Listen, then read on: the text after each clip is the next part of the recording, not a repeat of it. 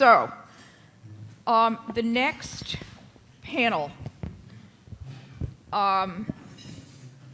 is, one of the things that, drives everything, we've spoken about this, is skills, craft, and technique.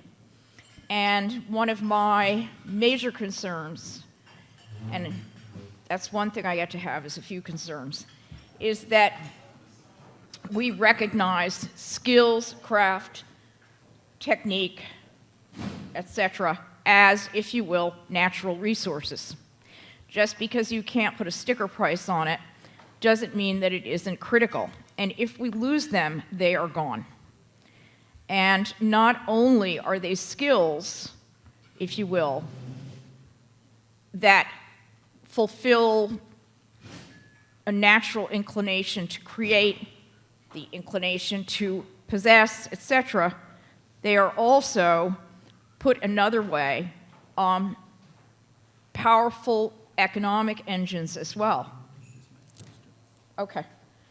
So that was a bit reductively put. I apologize for it, but trying to set the framework for how important this panel is. And it's called The Future of Gold and Silversmithing and the Making of Jewelry, Preserving Skills as a Strategy for Longevity. And we are absolutely blessed to have on this panel Linus Drogs, who is the president and board chair of AU Enterprises. He also wears another hat, which is that he has been instrumental in creating what you might say is the successor forum to the Saul Bell Symposium, that focuses really on process and science and applicability.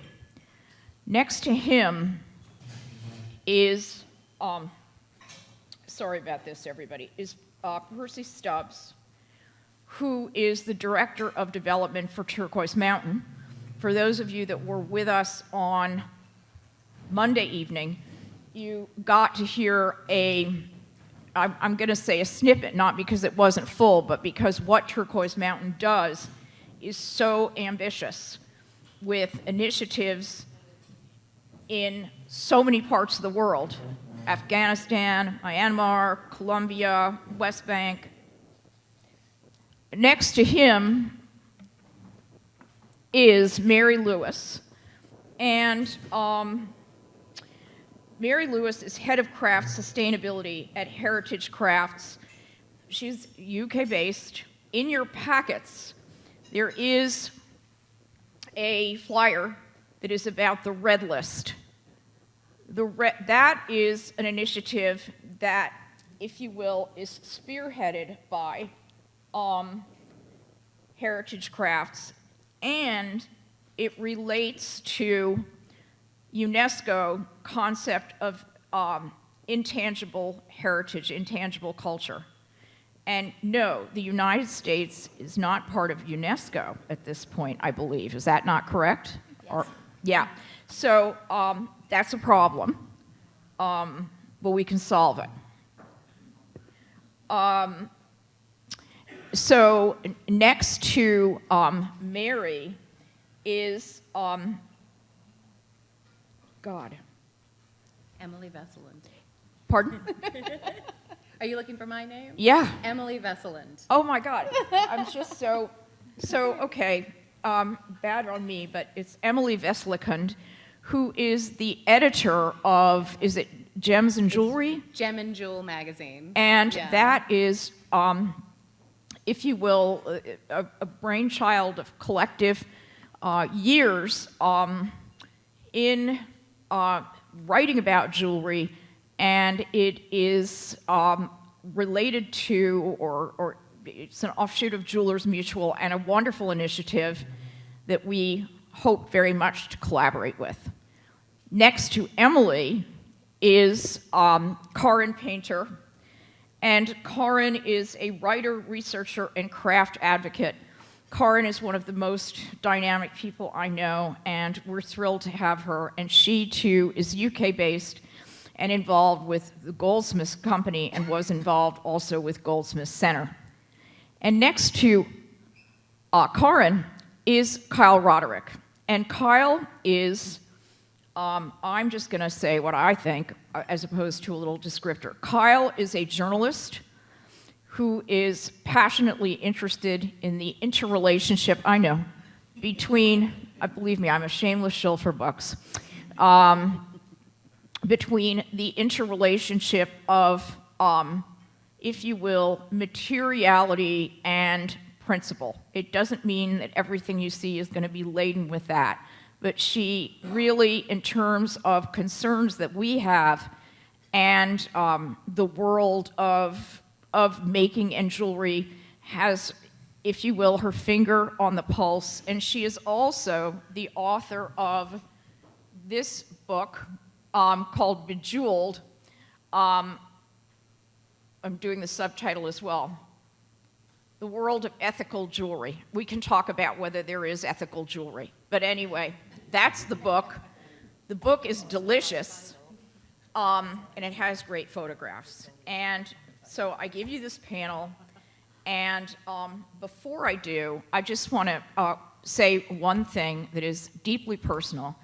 But my mom is here, and my mother is an artist who continues to produce, I guess at this point she would define her work as sculpture, using textile techniques, if you will. And in terms of really digging into process and exploring the journey of that process, which is in part what this panel will discuss, I would say that she is an inspiration. So, Kyle, it's yours.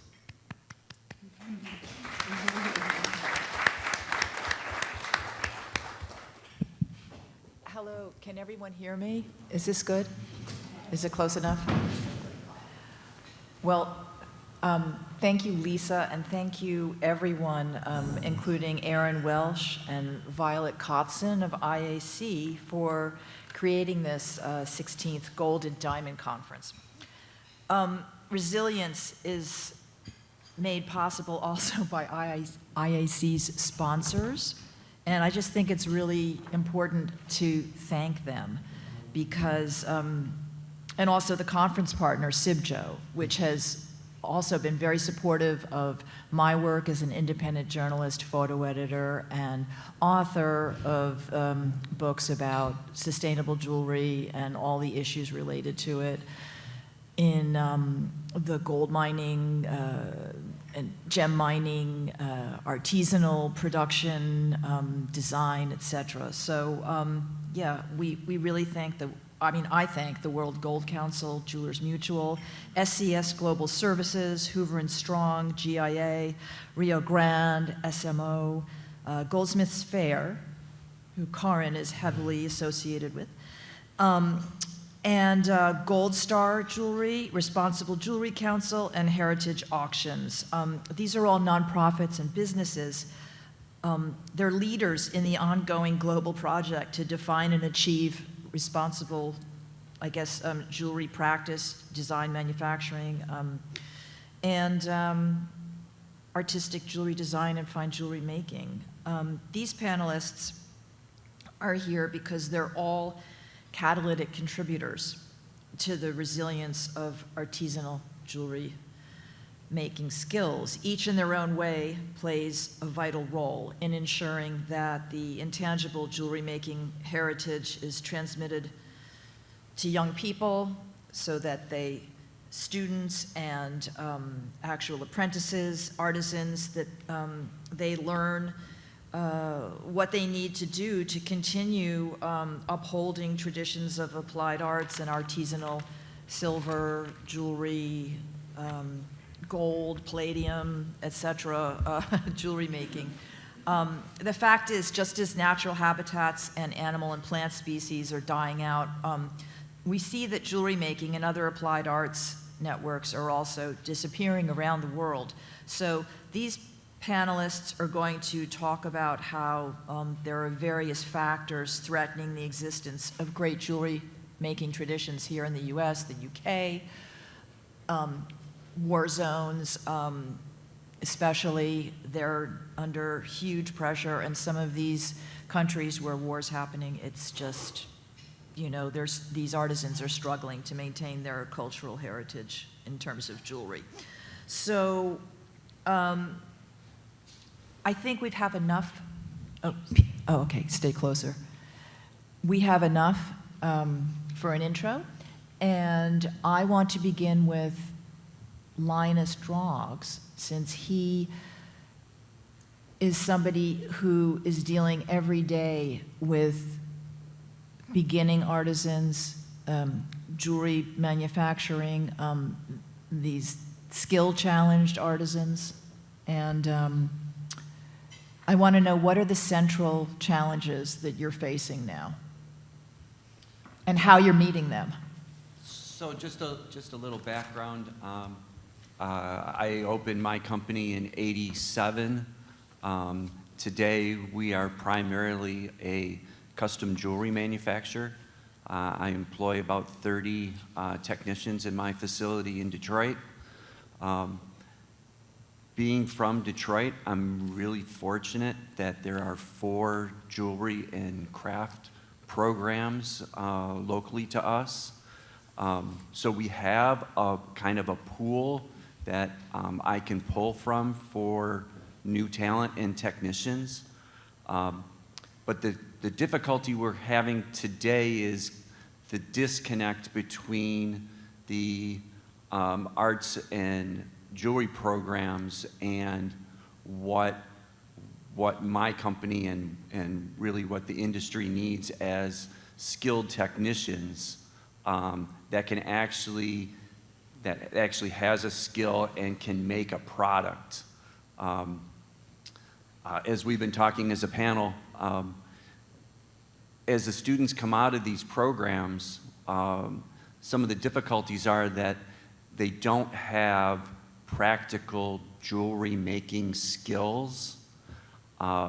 So when I bring a new technician in, we have to evaluate what their capabilities are, and then, for the most part, completely retrain them on how to make a piece of jewelry. Most of these students and potential technicians, 3 of the 4 current programs, none of the students have worked with gold at all. A few of them may have worked with silver, even silver at this cost. Gold and platinum are completely out of the realm of affordability. So we have to start teaching them all of these skills and bring them into where fine jewelry is at. Compounded with that is these jewelry and craft programs are expensive.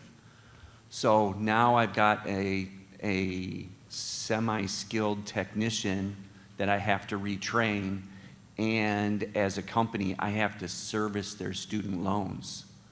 And most of these programs, students are coming out of school between 40 and 80K in student debt, and have a great background in jewelry, but they don't have the technical skills to be able to make a piece of jewelry. So that's kind of the current challenge I have on my company side. Well, Percy, tell us about how Turquoise Mountain, the organization that you're the Chief Development Officer of, is doing its thing around the world. Yeah, so thank you so much, and I'm very happy to be here. And I know I got to tell you all the other night a little bit about our work, but on the question of the greatest challenge, I think perhaps what you would anticipate would be the answer would be conflict, essentially. I mean, just in the last few years, the artisans that Turquoise Mountain works with have navigated the pandemic, military coup in Myanmar, return of the Taliban to government in Afghanistan, Gaza, the current war in Iran, and a series, the shutdown of USAID, and a series of natural disasters, floods and earthquakes.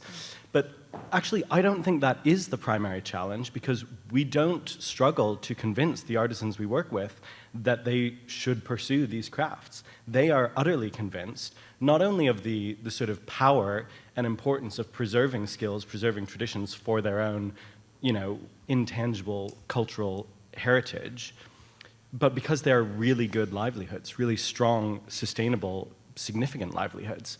So actually, it is the artisans saying to us when, active conflict or a natural disaster is happening, we must keep our workshop open. That's not us saying it to them. So I think actually the greatest challenge, as I've been reflecting on it, is funding. That is the bottleneck, because through each of these wars and catastrophes, Turquoise Mountain has been able to work with more and more artisans. The appetite for this kind of work is immense, and the appetite among the next generation is immense to learn jewelry making, goldsmithing, silversmithing, to build a business around these skills. So the bottleneck truly is funding. And just to explain what I mean by that, so we are a nonprofit. We raise funds from everything from the UN and the World Bank and USAID before it shut down, and many other international partners, to individuals, family foundations, philanthropists, some supporters here in the room, and corporate partners, Swarovski, Monsoon, and then we raise all of those charitable funds because the commercial side of what we do, connecting these artisans to market, is commercially viable. It's commercially viable for the individual artisans and for the end client. So the Pippa Small example that I spoke about, or Alice, who's been another wonderful collaborator with the artisans we work with in Afghanistan. So it is commercially viable for them, for the artisans, and for the end customers, but that doesn't mean that the nonprofit's overall work is entirely commercially self-sustaining. And I'm not convinced it will be, because frankly, you could pull out the parts of Turquoise Mountain's work that are really, market ready. Maybe it's that gold jewelry workshop that I mentioned in Myanmar that works with Pippa Small. That's a very sustainable business. There are other pieces of our work, the carpet program in Afghanistan. But the parts that make the whole thing work are the community programs, healthcare, the ability to sustain artisans through periods of, dramatic regime change, when suddenly the end customer says, oh, sorry, not sure we can source from Afghanistan, even though the demand is still there, and it might take them 2 years to bring that order back online. So I really think that is where the bottleneck is for our work, but the potential to work with more and more artisans is immense, and we are seeing that every day, and we're able to act on a great deal of it. But it is the individual artisans, and I think these photos up on the screen, clearly I'm very attached to the Turquoise Mountain ones. This is Aya in Jordan, this is Tin Win, who I mentioned in Myanmar, but it is individual artisans who are keeping these skills and crafts alive, and we are really just there as a supporting piece of the puzzle to connect them with training and then with markets. Okay, well, now I think it's a good time to hear what Mary Lewis of Heritage Craft has to say. Thank you, Kyle. And thank you, Lisa, for inviting me here today. The Red List of Endangered Crafts. So this is the culmination of 10 years of grassroots research into the craft sector in the UK. And we do keep it very much grassroots, so we ask practitioners what their challenges are and the issues they face in practicing their craft. And we very much approach crafts as part of our living cultural heritage in the UK. This is something we're very well known for. Our arts and creative sector is very strong. But we face some serious risks, and this is what has been exposed by this report. 285 different crafts represented here, so not just jewellery and silversmithing skills, but across the board. It exposed risks across the whole sector that are very common to a lot of the crafts. So particularly we have ageing practitioners and a lack of skills transmission to the younger generations. That's through no fault of their own. Often a small business, a sole practitioner, doesn't have the time, resources, capacity to pass their skills on to the next generation. There's also a lack of awareness with the younger generation. And I think we often have this lazy assumption that young people are not interested, that they're only interested in tech or their phones. I don't buy that. I don't think that young people can be interested in something that they're not aware of and they don't know about. So we see it as our responsibility to communicate that there are these opportunities available and you can make a wonderful career in all these wide variety of different crafts. This has been compounded by a real reduction in our educational opportunities for arts and practical subjects in schools. So we're actually facing a very serious risk that our pipeline of skills is disappearing. Jewellery is still thriving. It's not considered endangered at the moment, but some of the allied trades and skills that support it are becoming very endangered indeed. And no crafts exist in a vacuum. We make a list. That's really helpful for advocacy. Red craft being critically endangered, amber craft being endangered. But the reality is it presents a web. It's a network of skills, suppliers, supply chains of materials, all the allied trades that are relied on to produce these beautiful objects. If you miss a part of that ecosystem out, then it threatens the rest of the practitioners down the line. So yes, there's lots of varying issues facing craft. We are very optimistic that we think we can address these challenges. This has been a really impactful way of raising awareness. So on the day of the launch last year, we were broadcast live on BBC Breakfast. We were across all the mainstream news channels. I've presented this work in India to UNESCO. It's been really impactful.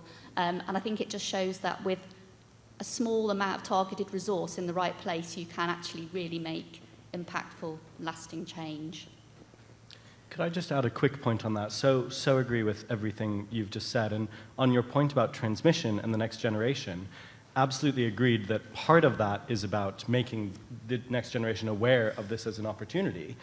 And the other part, to go back to what you said before, is that the existing practitioners need a bit of support to bring on the apprentice. Right? And so sometimes that's not a huge amount of, it's the matchmaking between a master and an apprentice, and then maybe a little bit of support, whether that's a stipend for the apprentice for the first year to help them get up and running. But we see that all the time, that there's the educational piece, and then a little bit of support, a little bit of a nudge to set up the apprentice and the master, and then the rest of it will flow from that.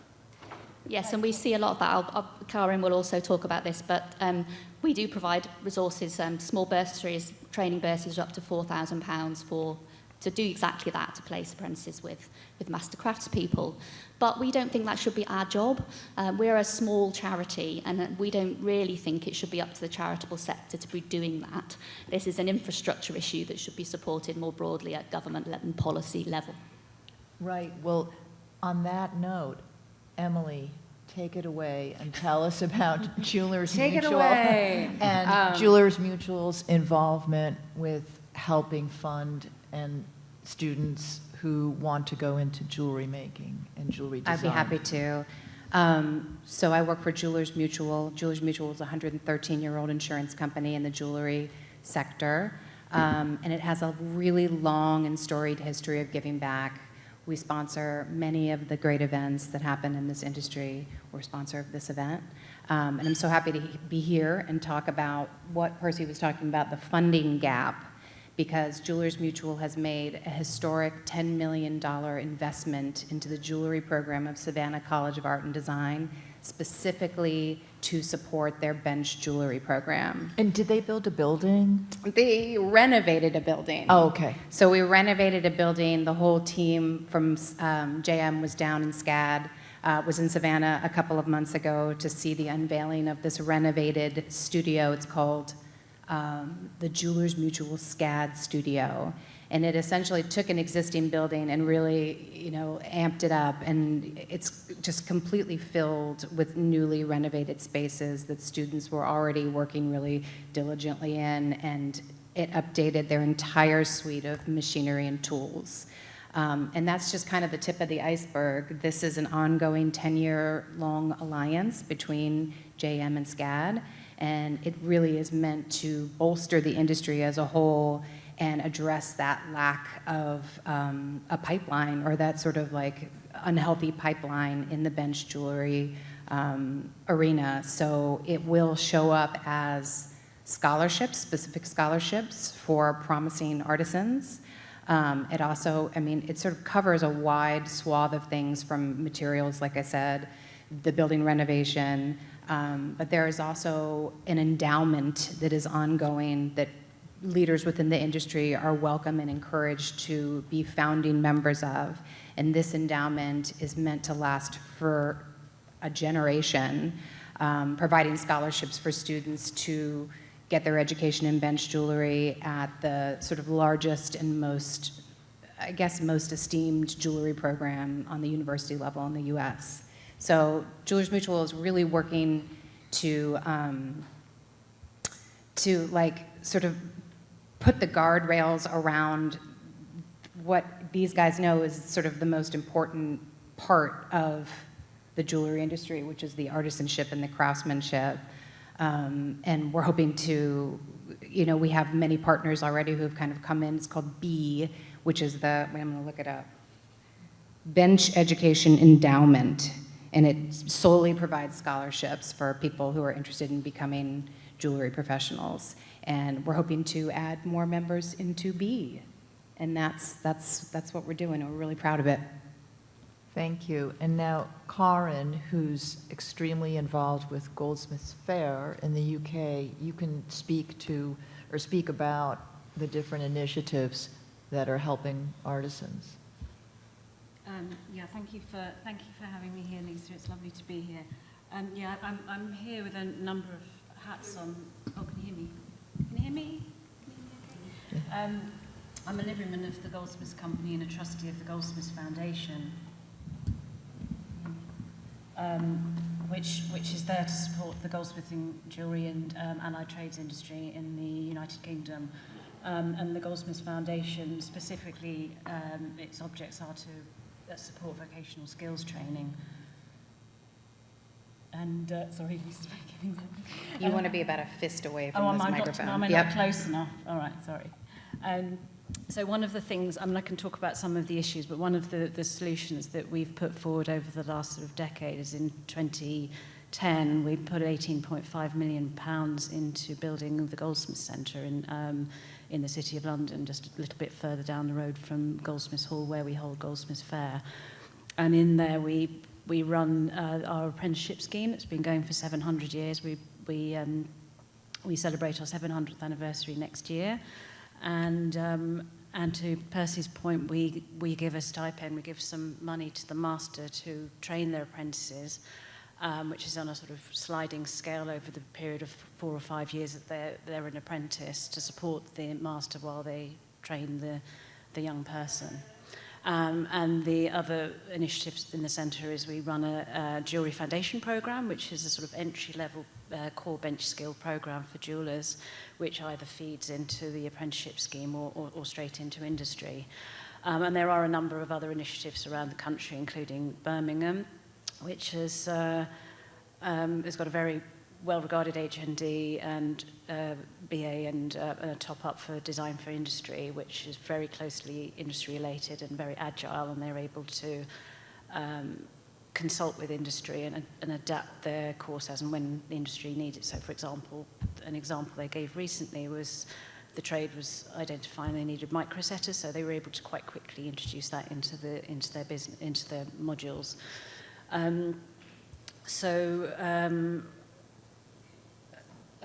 could list a whole load of other things that we're doing, but I think come back to the initial point about the education system. I think in the UK, historically, we had all of the BA courses, but we also had probably, 7 or 8 H&D/BAs that had core bench skills training heavily embedded in them, and they tended to be the feeder for our commercial sector. And over the last, I would say, 10, 15 years, we've lost pretty much all of them. So it's not, I don't feel it's fair to blame the BAs, but they're producing the designers and hopefully the people who are going to become the employers, and they're going to innovate in the future. But what we're missing in the sector is that, or enough of that for core bench skill training. And that's where the Goldsmiths Centre comes in for jewellery, and that's where Birmingham comes in. I've just done a research project on the silversmithing sector. I think one of the things we're going to touch on this panel is evidence-led. Yeah, we'd love to know. Is that another question? How do we access that? How do we find that report? I can circulate the report, but if you just go onto the goldsmiths.co.uk and scroll down to the news section, you can see it in there. There's a link straight to it. But basically what the Goldsmiths Company, and under the leadership of Annie Warburton, our new clerk and CEO, was that we needed some evidence to see what was actually going on in the industry, because the past where we had big manufacturing companies and you learnt your skill over 30 years within that company have largely gone. We've got a few manufacturers left.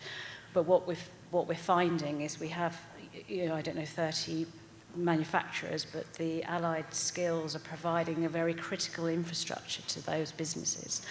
And they use all of these big manufacturing companies use of all of these skills. So we thought it was really important to just go out to the industry, and principally it was done from a survey, is to find out what's going on in the ground and where the shortages are. And that's what this big document is, if you want to read it. And through that, I identified through the surveys, we have this highly interdependent production ecosystem, a small number of manufacturing firms and these micro-enterprises that support them. And the success of our industry relies on the close interdependence of those companies. So it's really important that we support that whole ecosystem. I'll just run through the headlines quickly, but we've got regional pressures, we've got demographic issues, we've got aging master craftspeople. So an issue is how do we get those skills passed on from master craftsmen to the next people ready to receive them. And then a sort of evidence is showing a sort of declining output, but we've got regional clusters where there seems to be some innovation and some quite exciting things going on. Rising material costs we all know about. But one of the things that's really important to me, and this slide illustrates it, is the global prominence of our silversmiths.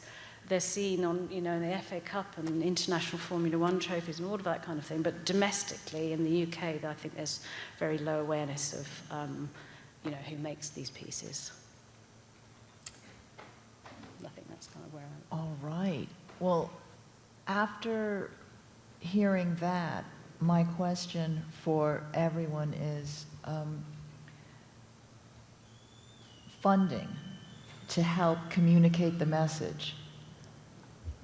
How is that organized or achieved, and how much time do each one of you, what percentage of your time is devoted to fundraising efforts and getting support? Want me to start? Yes, you knew. I'm going to start because we're a very small charity in the UK with no core funding at all. We get no funding from the government to do the work that we do.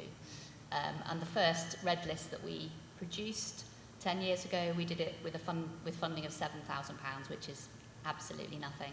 And it was how many people who you work with on that? Well, then it was one. Now we're 7, but there's only 2 of us who do this research. So we're working on a very shoestring budget.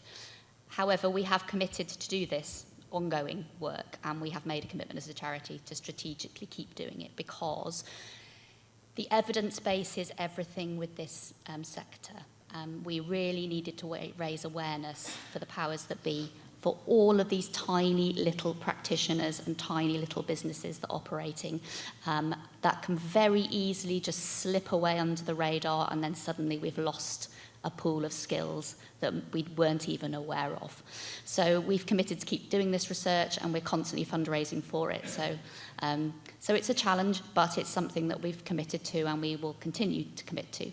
And then we're working with organisations like the Goldsmiths, it was the fact that I worked with Karin when we were looking at silversmithing allied trades as an endangered craft. So that was listed in 2025, and that has subsequently then stimulated the Goldsmiths to look even more into their evidence base, and that's what it should do. So it's provided that catalyst for them to go away, look at their statistics in more detail, and work out a strategy for how they can do something about it. Like I said, there's 285 crafts on my list. So if you amplify that impact across the whole craft sector, you can really see how that quite small resource of impact on the research and the advocacy can ripple out through the sector. So it creates waves, it raises awareness, it annoys people sometimes. They get angry, they get upset that their craft is considered endangered, and that stimulates them to go and do something about it. and it gives people the opportunity to start to tell stories around it, to really meet those craftspeople. We have endless journalists, photographers, filmmakers who want to talk to these people. It has endless benefits, and it's been really impactful. I wanted to ask Linus to talk about how the Jewelry Symposium gets funding. How does that work? And who are your big sponsors? Yeah, so one of the other roles that I have in this situation is I relaunched the Jewelry Symposium.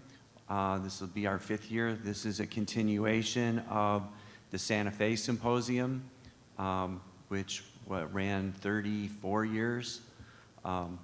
The symposium is a technical conference. It's the largest and longest technical conference for jewelry manufacturing in the world. We pull experts from all over on all different fields in how to make jewelry. I've been very fortunate. I've leveraged my relationships with other manufacturers and suppliers in this industry and have found several companies that are also very passionate about this. Danny Hoover is here. She's one of our, Hoover and Strong is one of our primary sponsors. They've been a sponsor since the very beginning. And over the last 2 years, we have held a roundtable discussion on this topic about finding new talent in the jewelry industry. I've attended this tech conference for 35 or so years. And when I started, I was in my early 20s. Thought I knew everything, and then was introduced to real experts in this industry. But over the course of the last 20 or 30 years, what I've found is our industry experts are aging and retiring, and we haven't had this new introduction or reintroduction of new talent in our industry. And that's what started this discussion of we're all aging and all of this expert talent is evaporating, and we need to re-energize our trade. So 2 years ago, the first roundtable really kind of started off as a bitch session of our industry complaining to one another about how much of a mess we are. And that evolved to this year, really putting some structure together, and we brought educators and companies in that had success stories and how they're working and finding the talent that they need. Based upon the outcome of last year's and this year's roundtable, really what the overall consensus was, we as an industry need to work together and do this ourselves. We're not going to find government funding. We're not going to find institutional funding.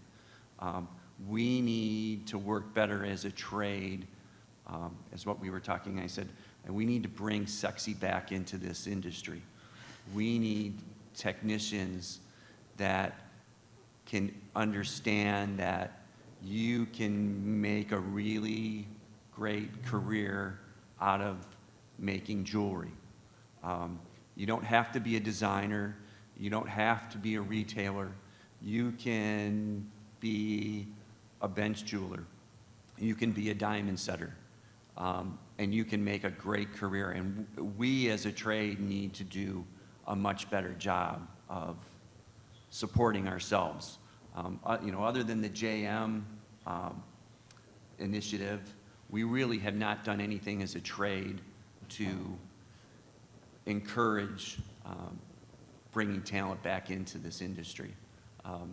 And part of that is just the culture of the U.S. We don't have the trade schools that we used to. That's a good point, yeah. Yeah, so we've really, you know, the And whole we don't have the culture has respect changed. for the trades Yeah. that we used to. Yeah. It seems, Can I ask a question? please. Okay, so in the United States, I mean, what is your view of the sort of effort to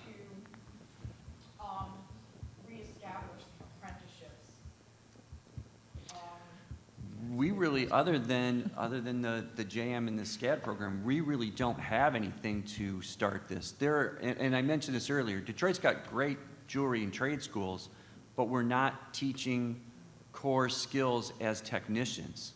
You know, the program will be a big splash of a little CAD, a little basic techniques of sawing or piercing, and you might work with somebody that's got a little bit of casting experience, or they might have some equipment that they can do some of this. But the institutions are all, they're having a real difficult time finding funding themselves. And a lot of these universities don't see what these are crafts programs as being essential or as a career path. So they're fighting for space, they're fighting for dollars, they're really struggling because of the curriculum. And we as a trade need to raise our hand and speak a little louder so that all of these schools understand that there are positions available for graduates. All they need to do is come out with some skill. Yeah, the SCAD program has a 100% rate of employment Yeah. success from the jewelry program. 100%. Every single person gets a job if you go through that program. And we need 4,000 new bench jewelers annually, is what we found in the Jewelers Mutual study, which is a lot, you know. And this is news to me, and it's really interesting that you're saying that they're coming out kind of half-trained. Barely half trained. Wow, Yes. interesting. Do you think any of that has to do with the kind of debate that went on really between design and craft? Because, you know, we had even more programs, and those programs were lost. Actual metalsmithing programs, like in Seattle, for example, in this whole larger debate of design versus craft. And why we have, for example, the Museum of Arts and Design now, and the word craft has gone out of the lexicon, even though arguably Leonardo crafted. We all craft to do better. So I wonder if this, so for example, MJSA and the guidelines that Nance Allen has been developing, I mean, do you feel that that's going to be a step forward? What would be an effective step forward to help this situation? So this year, the roundtable was partnered. We did partner with MJSA, JA partnership now. And they do have a very detailed apprenticeship program that is available. But what I found right now is my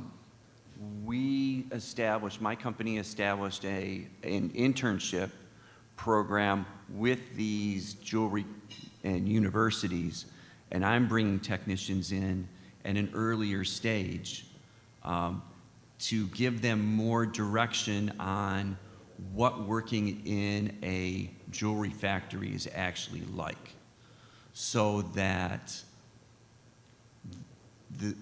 the technicians or the students that are in these programs get more of an idea of working with their instructors. This is what I need to learn. These are more practical techniques that will get me farther when I graduate, so that I can be placed easier.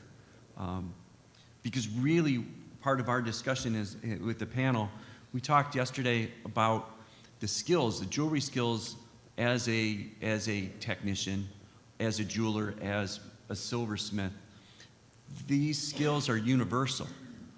So and we need to kind of convey this as better as an industry, that jewelry skills will take you anywhere.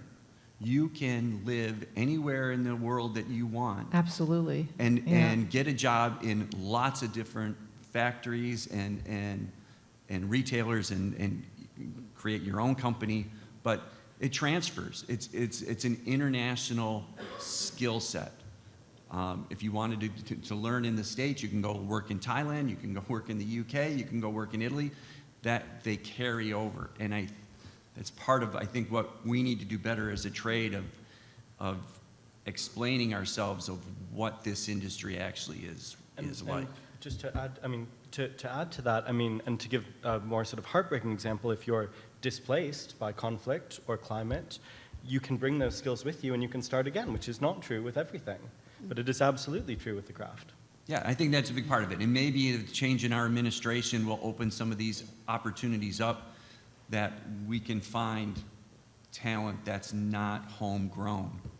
Can I respond to Lisa's point about design and craft? So we've sort of tried to think about this, not so much about this division between what is design or art skills and what is craft, but more about where we place value. So I think we have ended up in a situation, in the UK at least, where the value is placed very much on the object. So almost like a fetishization of this beautiful object. And you can put it on a plinth, or you can put it on a wall, or whatever, put it in a gallery. But we want to shift that narrative a bit about the value being within the skills and knowledge that's held within us. So these are all the skills, and this is where the cultural value lies. It's in us. And these beautiful objects that we create are mere manifestations of that skill.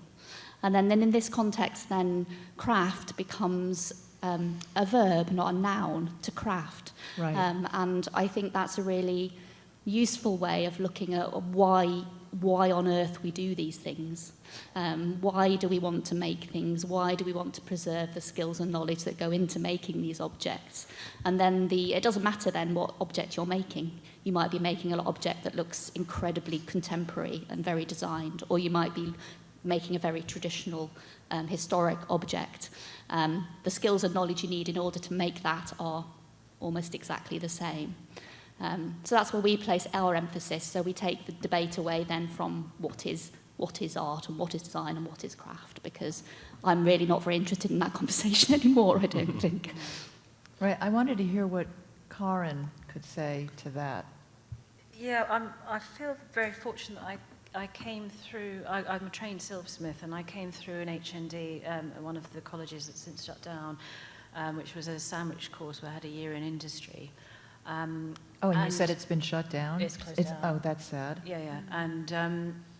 And what I learned on that course, I was timetabled 9 till 6 every day in the workshop. So I learned to make a very high level silversmithing skills, and then there was a little bit on design, but it was on how to do a technical drawing and that kind of thing. But I had a suite of skills that I could have gone into industry, I could have gone to college, I could have gone in, in a number of avenues. And I went into design in the end. And then secondly to that, I went to the Royal College of Art, and I learned a whole different set of skills which were equally valuable. So I've had the fortune of, I feel like I've had a fantastic education because I've had both. I've had the grounding in the skills and I've had the design and the contextual studies. And I think together that's like the ideal I would suggest.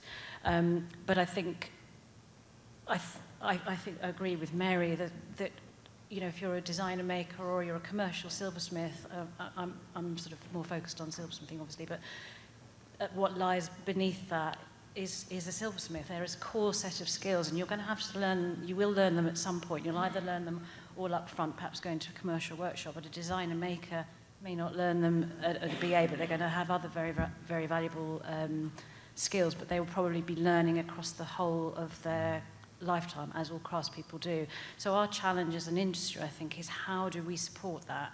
How do we support people who need to and want to accrue advanced skills over a lifetime? And what's happening in the UK sector is we're realizing that we're having to act in a sort of very bespoke way. So typically, people go on to places like Bishop's Land. I think Andrew and Megan can probably sort of, allude to the benefit of spending some time. It's a place in the Oxfordshire countryside that you can spend a year or 2 years once you've acquired your skills, practicing them and learning to set up your own business. And there's a couple of initiatives that I'm involved in, very, very small, but we're the South House Workshop Trust is one of them with Rod Kelly, is we are getting funding in place to put sort of mid-career silversmiths into the workshop of a master craftsman, Rod Kelly and Chris Perry and Brett Payne. And they spent a month immersively learning from that master craftsman. So I think we're just starting to be a little bit more flexible and bespoke, and there's bursaries available to kind of make that happen. And I think Mary can speak to that as well. I've slightly lost my point. Could I pull out one of the threads that you're touching on there, which is so intertwined with we were talking about the scarce resource of funding. Yeah. The related scarce resource is time. Yeah. Because everyone in this room knows that you cannot learn a craft, you cannot learn a skill, and it takes years at the least. Our artisan training programs, the ones I mentioned in Afghanistan, it's a 3-year program. And certainly the way that international development, but even many domestic programs are structured are, how many thousands of people can you train in 2 weeks? We'll give you some funding, you can train. And the answer, of course, is 0, right? I mean, you can do some wonderful things, some webinars, some introductory courses, great stuff. But we all know that to train in a skill, in a craft, silversmithing, something like that, takes years at the outset, and right? You wouldn't do that to a violinist or a musician, would you? Right. You can do a short course and you'll learn the basics of where the strings are. Exactly, and we clearly know that in our own educations, right? We don't say, right, I did my 2-week course, so I'm done. Yeah. It is an ongoing process. Yeah. And I think that the reason that's intrinsically related to the funding is that people want to pay for quick results, whether they're a local government or international agency or philanthropy. People want to see those results in 2 weeks, and it's a little bit like the sustainability conversation before this. If you're aiming for those metrics and they're the wrong metrics, 20,000 people trained in some fashion in 2 weeks, then the results you're going to get are not going to have any sort of longevity or sustainability. And that's one of the things we identified in the silversmithing research is spinning and polishing are one of the two sort of, are they critically endangered or they're endangered? Anyway, they are endangered. But it may be that we don't need to chuck a load of funding and get 100 of them. We may only need 4 in the industry, though I don't know because we haven't done the research. But we may only need 4 spinners or 6 spinners, but they need to be of a really, really high level. So we've got to, that's what coming back to this idea of being a bit more bespoke about it. We've got to identify where the critical shortages are and assist the industry in sort of plugging these gaps that actually, I think when I was doing the research on the silversmithing, the sort of key polisher in the industry currently has a 6-week waiting list. So you imagine the knock-on effect in the infrastructure silversmithing industry, and they may have to send it to a different polisher who may not be able to polish something of that complexity. As our industry, we've got to just sort of plug these sort of critical skills gaps as a sort of immediate, as an immediate priority, and then we've got to kind of look at the rest of the ecosystem to see how we can support it over time. Can I ask a question, Kyle? Yeah. So where is the PR failure when it comes to attracting people to be bench jewelers and to be jewelry artisans? Because we all know that it's a great career. You were talking about how it's well paid. You can get in and you can have a marvelous time and a marvelous career and support a family. Your whole life. Yeah, your whole life. So I'm just curious personally, where's the breakdown in sort of selling these to young people? I actually have a thought on that. Yes. I think every single person on this panel I've spoken to has said that they don't, because of the budget cuts in public education funding in the US and state schools in the UK, there's no more arts classes. Arts classes for young kids. For young kids. So they're not being, okay. Which leads me, though, there is one success story. We have a person here in the audience, Adrienne Sinago, who has created a program in Long Island. Am I right? Is it in Bethpage? Baldwin, sorry, wrong B. Yeah, the Baldwin program, and maybe could we get a mic to her so she could describe what she's done somehow miraculously to educate kids in underserved communities about jewelry making?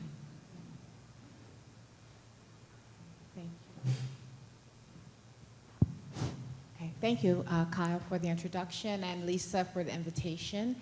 My name is Adrienne Sonago, and I am the co-founder with two other people of the Future Jewelers Foundation.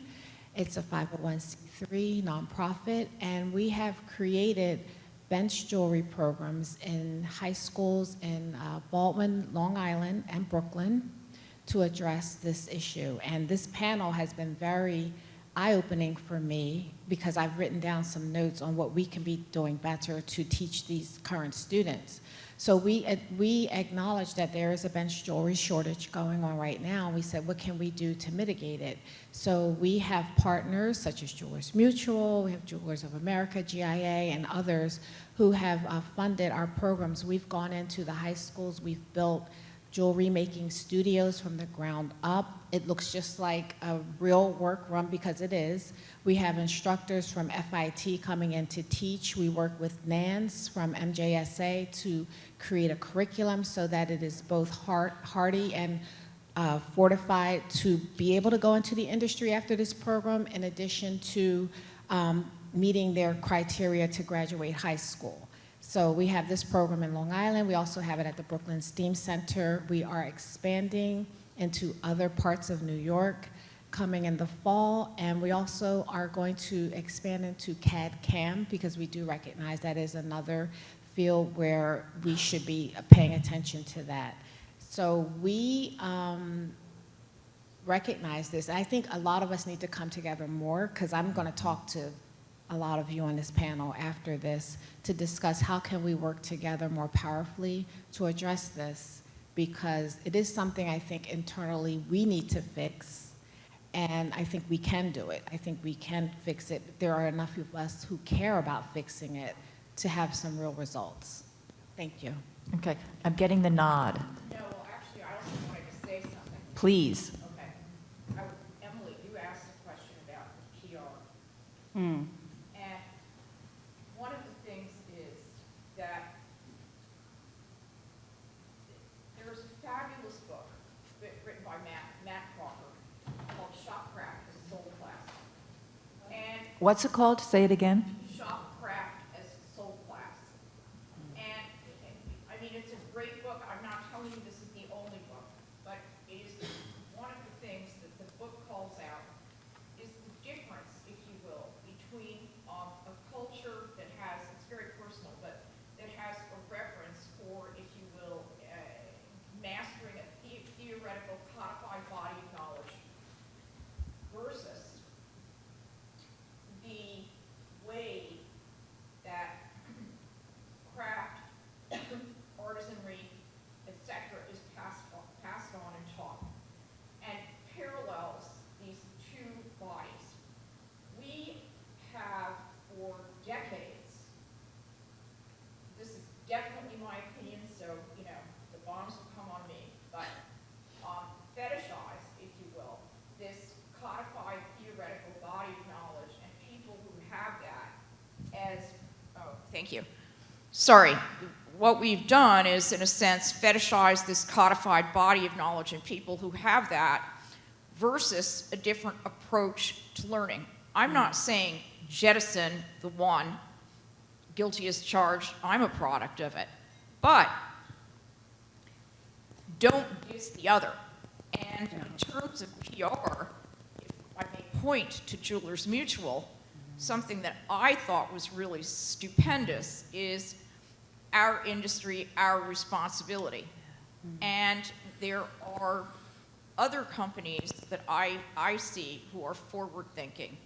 And in a way, maybe part of the issue with PR is to band together about the image and people who are thinking in another direction, because there are people to craft, if you will, our own campaign.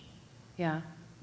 Yeah, and one of our presenters at the roundtable this year was a local high school instructor who has a great jewelry program. And there are lots of great high school jewelry programs all over the country. On the PR side, we need to find those people first.